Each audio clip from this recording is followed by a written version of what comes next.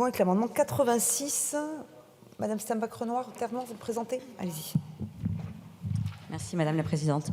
Donc évidemment, vous l'avez compris, nous sommes contre ces dérogations au code de la commande publique qui n'ont donc rien à faire dans ce texte en théorie.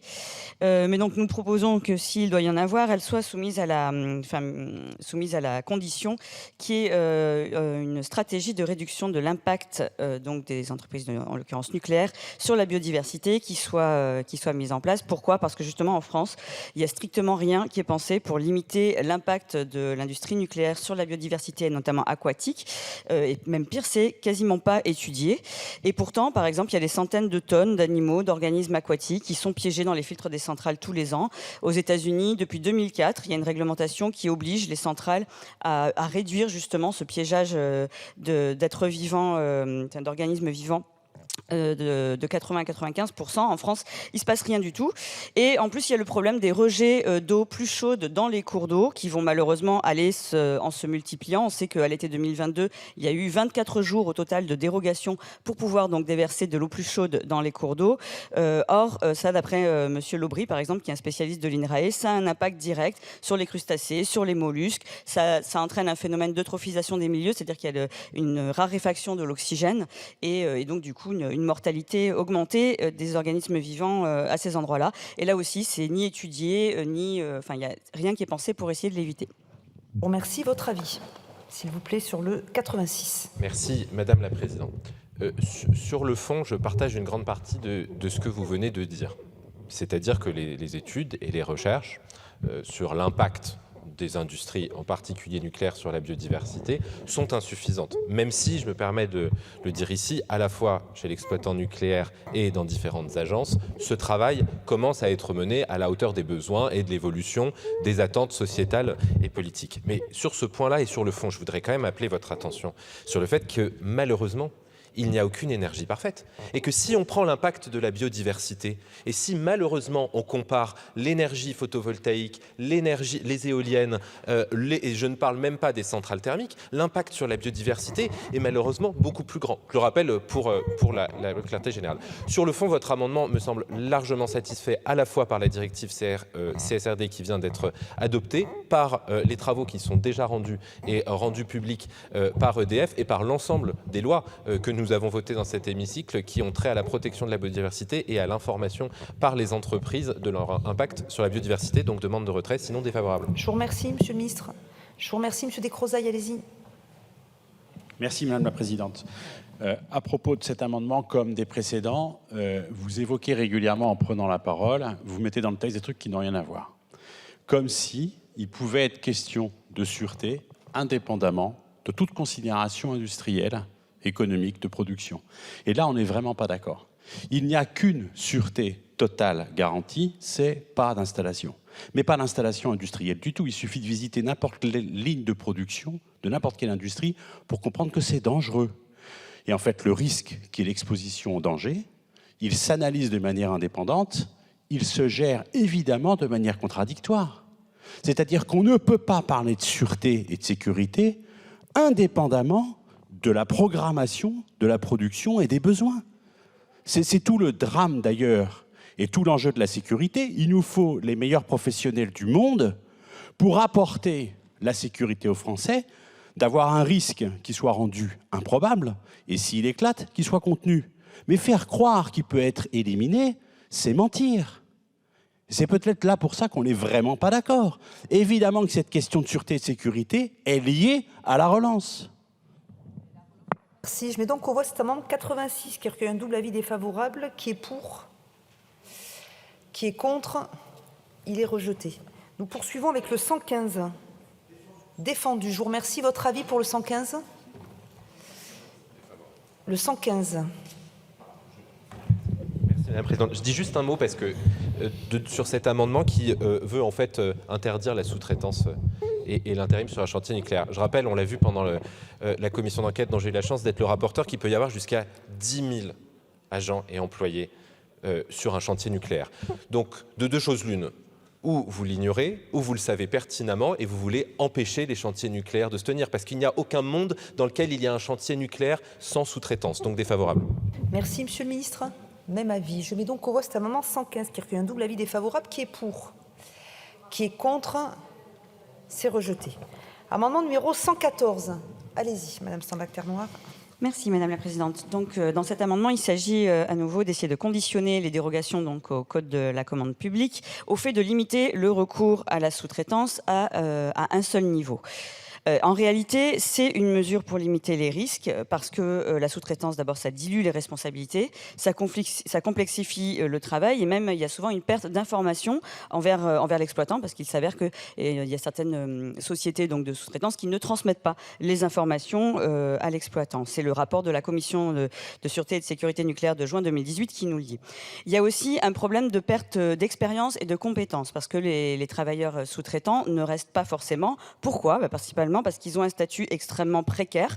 Et je voudrais rappeler quand même ici que c'est eux qui effectuent 80% des activités de maintenance sur nos installations nucléaires et que c'est également eux qui prennent 80% des doses annuelles de radioactivité dans nos centrales nucléaires. Donc, c'est aussi une mesure de protection, en fait, ce qu'on propose là, des travailleurs, en l'occurrence.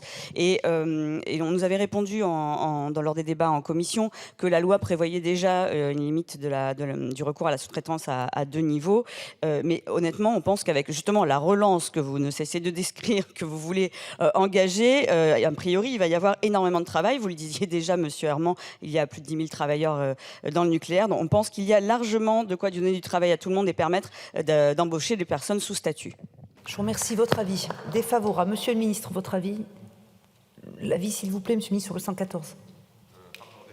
Défavorable. Je mets donc aux voix cet amendement qui recueille un double avis défavorable. Qui est pour? Qui est contre? C'est rejeté. Amendement numéro 116. Allez-y.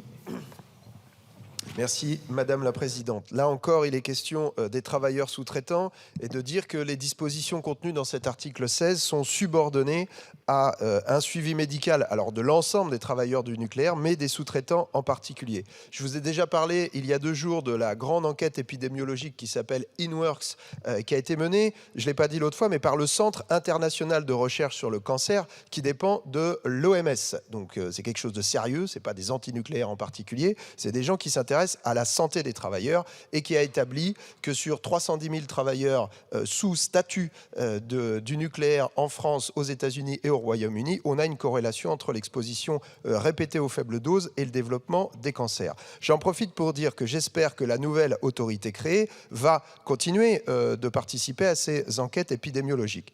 Parce qu'il est inacceptable qu'on puisse produire de l'électricité au mépris de la santé des travailleurs sous statut et des sous-traitants. Monsieur Descrozaille, tout à l'heure, notre collègue, nous disait qu'il y avait un rapport avec la sûreté. Précisément, la question de la santé des travailleurs sous-traitants, c'est aussi une question de sûreté. Et ça, ce sont les membres du collectif Ma Zone Contrôlée qui le disent. C'est un collectif qui rassemble des travailleurs de sous-traitants du nucléaire et qui disent bien que la précarité dans le secteur, évidemment, est un élément qui nuit à la sûreté de nos installations et donc à la sûreté nucléaire du pays. Je vous remercie. Sur le vote des articles 16 et 17, je suis saisie par le groupe Renaissance d'une demande de scrutin public. Excusez-moi, les scrutins sont annoncés dans l'enceinte de l'Assemblée nationale. Votre avis, s'il vous plaît, sur le 116. Défavorable, monsieur le ministre? Défavorable. Je mets donc aux voix cet amendement 116 qui recueille un double avis défavorable. Qui est pour? Qui est contre? C'est rejeté. Donc, sauf avis de votre part, nous allons poursuivre avec le scrutin public de l'article 16. Je vous prie de bien vouloir regagner vos places. Le scrutin est ouvert. Je vous laisse y aller, ne vous inquiétez pas. Je vous remercie. Le scrutin est clos. Voici le résultat du scrutin. Votant 30, exprimé 30, majorité 16, pour 19, contre 11. L'Assemblée nationale a adopté. Nous poursuivons avec l'article 17. Avec des amendements de suppression, le 60, il n'est pas défendu. Le 194. Madame Stambach-Ternoire, allez-y. Merci Madame la Présidente. Donc là, nous demandons la suppression donc, de cet article 17 qui vise donc à permettre donc, aux entités adjudicatrices, bref, comme EDF, Landral, le CEA, d'étendre la durée maximale des accords cadres des marchés publics de travaux de fourniture ou de services pour certains projets nucléaires. Nous pensons qu'il fait notamment courir le risque de conduire à une situation où EDF en particulier aurait la possibilité de tout déléguer à une seule entreprise, davantage au bénéfice du constructeur que de celui qui passe la commande, avec des coûts supplémentaires à attendre pour le commanditaire et donc pour le contribuable. Et c'est vrai qu'en ce moment, on s'inquiète un peu en termes de dérapage, que ce soit en termes de temps ou de coût. On l'a vu tout récemment, on a appris que déjà pour les EPR2, on accusait d'ores et déjà un retard de plus 30%. Enfin pardon, on accuse déjà 30% de coûts supplémentaires alors que rien n'a commencé, que ça se traduirait probablement par un délai supplémentaire. Je rappelle que le président d'EDF lui-même disait que 2037 pour la mise en service du premier EPR2, c'était optimiste. Donc on commence à se demander où tout ça va nous mener. Et puis tout récemment, donc, le rapport de la Cour des comptes qui disait qu'il fallait compter au moins 3-4 milliards de plus pour prendre en compte les modifications à faire en raison du changement climatique. Ce qui me permet de rappeler d'ailleurs que le nucléaire n'est pas la solution au changement climatique, contrairement à ce que j'ai entendu tout à l'heure, puisque vous le voyez, ce n'est pas résilient au changement climatique. Le rapport de la Cour des comptes le montre très très bien. Bref, d'autant plus que donc, cet article n'a rien à voir avec le texte, on l'a déjà dit tout à l'heure, même le Conseil d'État l'avait notifié dans son avis sur ce texte. Mais d'une manière générale, je pense que si on pouvait éviter de se lancer tête baissée dans la construction de réacteurs dont on ne maîtrise pas les technologies, on éviterait d'éventuels fiascos type Flamanville. Je vous remercie. Le 269, défendu. Le 320, il n'est pas défendu. Votre avis, s'il vous plaît, sur ces amendements de suppression? Défavorable, comme je l'ai dit tout à l'heure, mais j'ai entendu tout à l'heure une collègue et effectivement j'étais plongé dans un autre amendement. Je me permets simplement de revenir sur la question du suivi médical parce que c'est évidemment un sujet majeur pour préciser que les articles L4451.1 et R4451.1 du Code du travail prévoient déjà ce suivi médical. Sur ces amendements évidemment défavorables, et je m'étonne qu'on puisse à la fois se plaindre de certains retards pris, notamment pour des raisons de procédure de passation des marchés publics, et refuser d'adapter ces procédures quand c'est possible. Merci, Monsieur le Ministre. Juste confirmer que tout ça vise à réduire le coût des marchés, donc le coût pour les deniers publics de ces opérations de grande ampleur, et à en réduire les délais également. Donc on vise juste à aligner la durée des marchés avec la durée des projets. C'est vrai que le nucléaire, c'est extraordinaire, que les durées des projets sont extraordinaires, même sans dépassement, ce qu'on espère évidemment, et donc il faut des procédures un peu extraordinaires, mais tout ça évidemment sous le contrôle de cette auguste assemblée. Je vous remercie, allez-y. Allez-y. Merci Madame la Présidente. Non, je vais faire court parce que tout à l'heure, on a vu avec la tentative du collègue Maillard d'essayer de réintroduire le clivage pro-anti-nucléaire par rapport à ce texte. Depuis le début, nous le disons, c'est pas ça le problème. C'est pour ou contre la sûreté nucléaire. Donc, quitte à ce que les projets voient le jour, pourquoi pas simplifier la commande publique? C'est pas ça le problème. Ce qu'on vous dit depuis qu'on a commencé à étudier l'article 16, c'est que ce sont des articles qui n'ont rien à voir avec la sûreté nucléaire et que vous les avez mis là pour arracher le vote, y compris des pro-nucléaires qui sont dans votre camp, mais qui sont très sceptiques par rapport à la fragilisation de la gouvernance de la sûreté. Je vous remercie, Monsieur le Ministre. Ça s'est bien passé jusqu'à présent, donc je ne pense pas que ce texte soit un texte pour ou contre la sûreté nucléaire. On l'a dit au début, on le redira jusqu'au bout. Qu'on ne soit pas d'accord sur les meilleures manières d'organiser cette sûreté, ça je le conçois et je le respecte. Et M. Saint-Huil n'étant pas là, je ne me permettrai pas de me prononcer à sa place, mais je doute que la présence de ces articles suffise à emporter son vote positif sur la loi. On verra quand elle sera votée, mais je pense que là, la ficelle serait un peu grosse et bien trop grosse pour la subtilité et la capacité de travail de M. Saint-Huil. Donc, je vous remercie. Je mets donc au vote cette série d'amendements de suppression qui recueille un double avis défavorable. Qui est pour? Qui est contre? C'est rejeté. Amendement numéro 224, M. Armand, rédactionnel. Je vous remercie. Je mets donc aux voix cet amendement rédactionnel 224, double avis favorable. Qui est pour? Qui est contre? C'est adopté. Puis nous poursuivons avec le scrutin public de l'article 17. Je vous prie de bien vouloir regagner vos places. Le scrutin est ouvert. Allez-y, Mme Tigna. Tac. Le scrutin est clos. Voici le résultat du scrutin. Votant 29, exprimé 25, majorité 13 pour, 19 contre 6. L'Assemblée nationale a adopté. Nous poursuivons avec l'amendement 59 qui n'est pas défendu. L'amendement 195. Défendu. Je vous remercie. Votre avis non, 195. Le 270. Il n'est pas défendu. Le 275, Monsieur Dragon? Défendu. Et le 321 n'est pas défendu. Votre avis? Défavorable. Je vous remercie. Je mets donc aux voix cette série d'amendements de suppression. Qui est pour? Qui est contre? C'est rejeté. Nous poursuivons avec l'amendement 223. Monsieur Armand. Merci Madame la Présidente. Il s'agit d'étendre les dérogations permises par cet article à l'ensemble des installations, à l'ensemble des projets, à l'ensemble des marchés liés à des projets nucléaires, notamment les installations de recherche, c'est le mot que je cherchais, ou d'entreposage, en leur faisant bénéficier de ce dispositif. Je vous remercie. Donc l'avis favorable de la Commission? Oui. Votre avis, Monsieur le Ministre? Il est favorable également. Je mets donc aux voix cet amendement 223 qui recueille un double avis favorable. Qui est pour? Qui est contre? Il est adopté. Amendement numéro 128. Le 128, Monsieur Le Seul? Est-ce que vous présentez le 129 également? Écoutez, ils ne sont pas tout à fait de même nature. Je voudrais, sur le 128, Madame la Présidente, prendre le temps de lire l'alinéa 1 de l'article 17 bis. Pour leur application au marché public relatif à la réalisation d'une installation mentionnée au premier de l'article 16, les critères d'attribution des marchés publics mentionnés à l'article L. 2152-7 du Code de la commande publique, écoutez bien, peuvent comprendre la crédibilité des offres des soumissionnaires ou en tenir compte. Franchement, si vous ne précisez pas qu'il faut absolument tenir compte de la crédibilité des soumissionnaires, je ne comprends pas le sérieux de votre proposition. C'est évident qu'il faut tenir compte de la crédibilité. Et donc, nous vous proposons, plutôt que de mettre les mots « peuvent comprendre », ce qui ne veut rien dire, nous proposons de dire « tenir compte » ou « tiennent compte ». Je vous remercie. Votre avis, s'il vous plaît, sur le 128.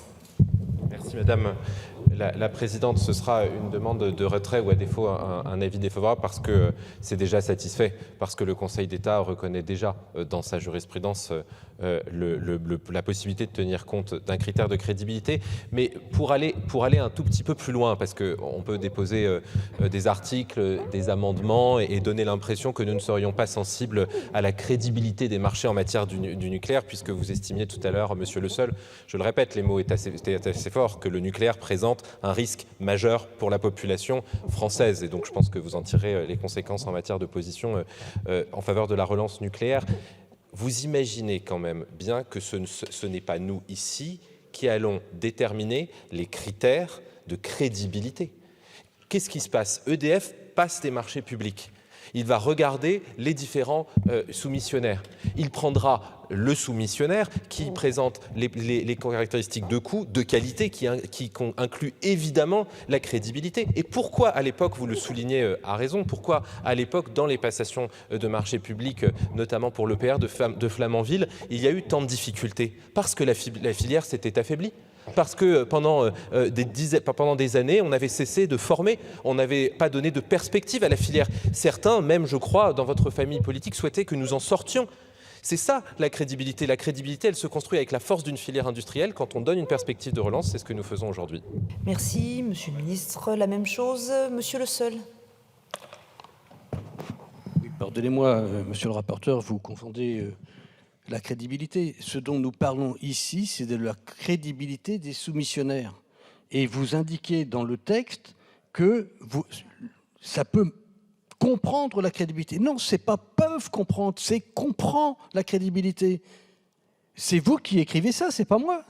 Et donc, moi, je vous demande de le préciser, que ce n'est pas optionnel, qu'on tient compte, dans la passation des marchés publics, de la crédibilité des soumissionnaires. Ça me semble une évidence. Je vous remercie, allez-y. Parce que c'est quand même important. Qu'est-ce que la crédibilité pour vous, monsieur Le Seul, d'un projet pour un soumissionnaire en matière nucléaire? Comment est-ce que ensuite, dans la jurisprudence, on va considérer que l'adjudicateur a tenu compte, puisque c'est une obligation que vous formulez? Évidemment qu'il faut qu'il tienne compte, ça c'est l'impératif industriel, et nous lui donnons la possibilité de s'appuyer, sur ce critère. Mais obliger à un critère que vous ne seriez pas capable de définir, ça me paraît un peu déplacé. Je vais donc mettre aux voix cet amendement 128 qui recueille un double avis défavorable. Qui est pour? Qui est contre? Il est donc rejeté. Amendement 129. Monsieur Le Seul? Le 129. Oui, le 129 est rédigé de manière différente. L'esprit reste le même. Il faut que nous puissions apprécier la crédibilité, l'expérience du soumissionnaire au marché public relatif aux installations du nucléaire, etc.